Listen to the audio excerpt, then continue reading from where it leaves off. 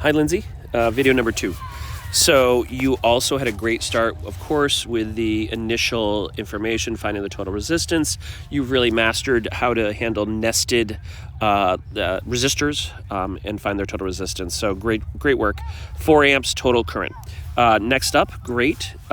In this case, because R1 is in front of all the other resistors, it is sort of like the beginning of a series, and therefore when you use your, let me grab a pen, you very much have 4 amps of current going through the first resistor. And of course, V equals IR, 4 times 12 is 48 volts. So fantastic.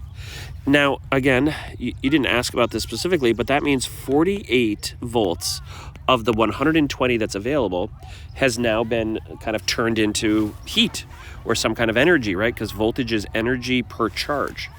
So we subtract 48 from 120, and you're right, we get 72. And R2, because it's orange to blue, gets all of that. 72 divided by 27. I'm just going to check your work because we caught one minor mistake. And that's 2.67. Awesome. Keep up the good work. Okay. Oops, there it goes. And now you subtract 2.67 from 4. So I think here might be where we've identified the challenge.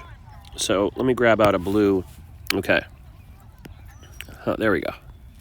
And what I mean by that is if 2.67 amps is in this top path and 4 go into the junction, then that means 4 minus 2.67 amps must be going through this bottom path, and they both get the same current. So what is 4?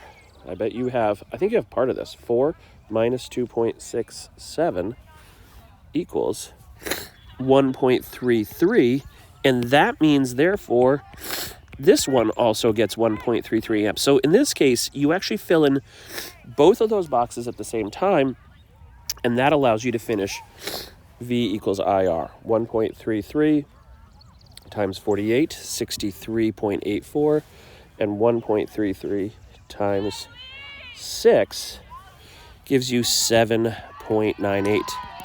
And your question was, do they add up? Well, 7.98 plus 63.84 adds up to 71.8, which is essentially 72 volts. You did great.